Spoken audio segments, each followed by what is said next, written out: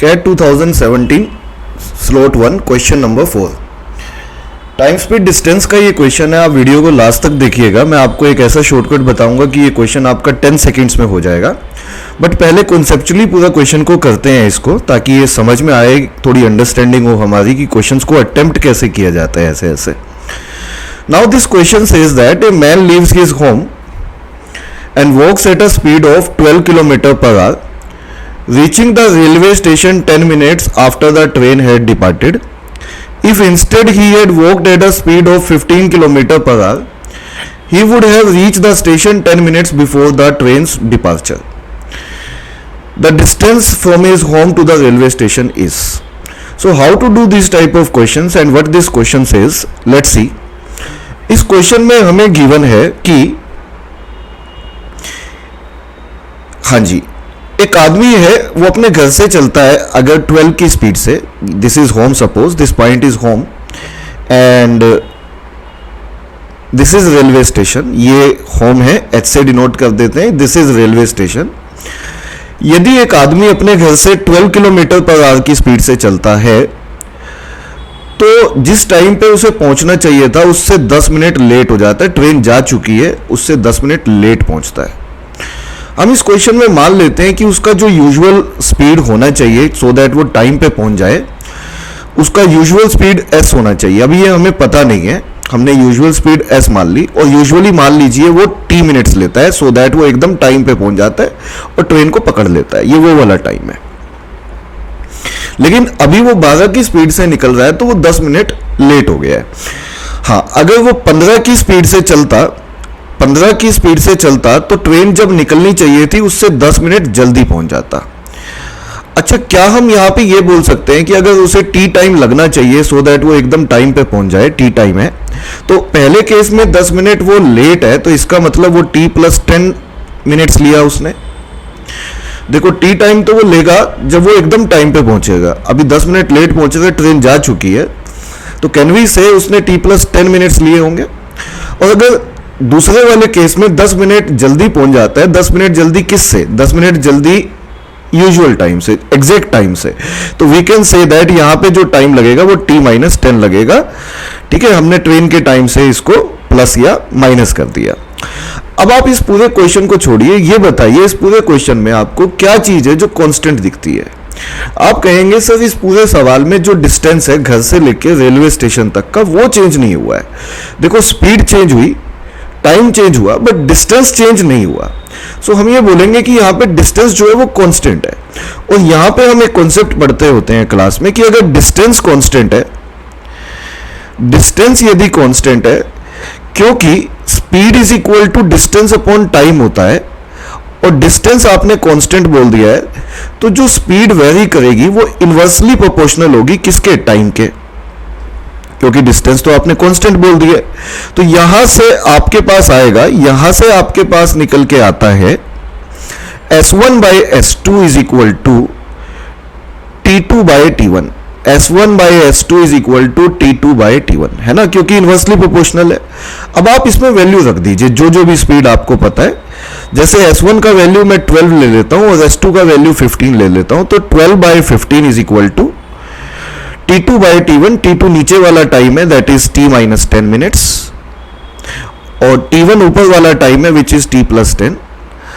अब आप इसे सोल्व करिए। अगर हम इसे सोल्व करते हैं तो ये कट जाएंगे दोनों, ये 6 हो जाएगा, ये 5 हो जाएगा। तो हम इसमें बोलेंगे कि 6 by 5 is equal to t minus 10 upon t plus 10। Now if we cross multiply it तो it comes out to be 60 plus 60 plus 60। 60 मतलब 60 और दूसरे वाला 6t है। और इधर से अगर हम देखें तो 5t माइनस 50, तो t का वैल्यू आपका निकल आएगा। t का वैल्यू आपका आ जाएगा कितना? हाँ जी, t का वैल्यू निकाल लीजिए। सो यहां से हमारा t का वैल्यू आ जाएगा 110 मिनट्स। 110 मिनट्स। देखिए 12 by 15 is equal to T2 minus T1 करना था हमें, तो t minus 10 upon t plus 10 हमने। अच्छा, यहाँ पे छोटी सी गलती मैंने कर दी है। यहाँ पे ये 4 होना चाहिए। हाँ जी, यहाँ पे ये 4 होना चाहिए। इसको दोबारा से लिख देता हूँ। देखो 12/15 तो वो 4/5 बनेगा, तो ये 4/5 बन जाएगा। वो नेगेटिव में आ रहा था, अब नहीं आएगा। तो अगर ये 4/5 है तो अब आप इन्हें क्रॉस मल्टीप्लाई करिए। तो if you cross multiply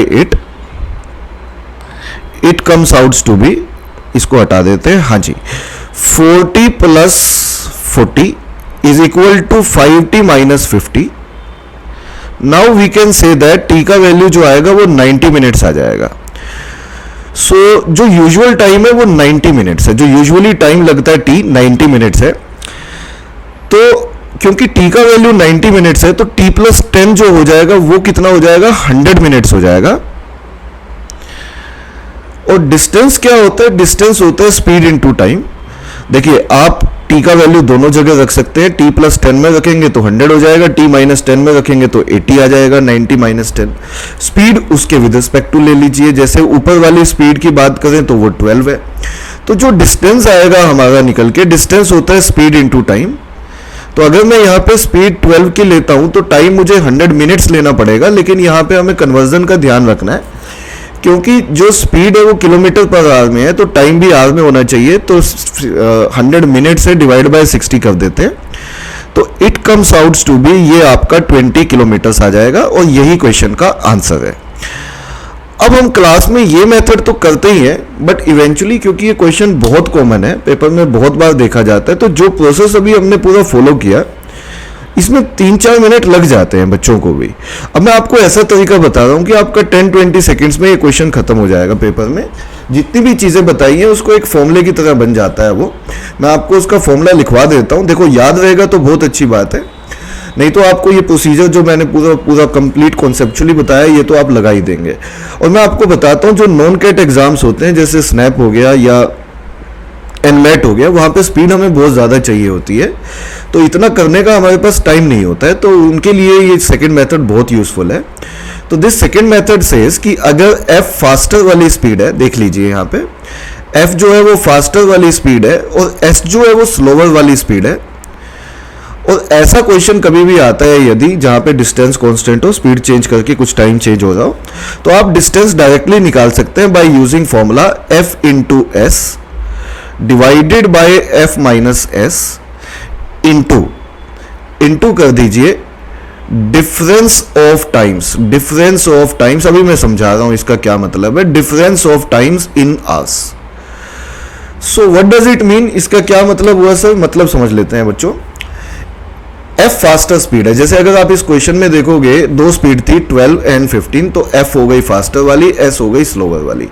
difference of time का क्या मतलब है? पहले 10 मिनट लेट थे आप, अब जस्ट 10 मिनट जल्दी आ गए हो। ऐसे सोचो कि ट्रेन जो है वो 11 बजे चलती है। पहले आप 11:10 पे पहुंच रहे थे, अब आप 10:50 पे पहुंच रहे हो, है ना।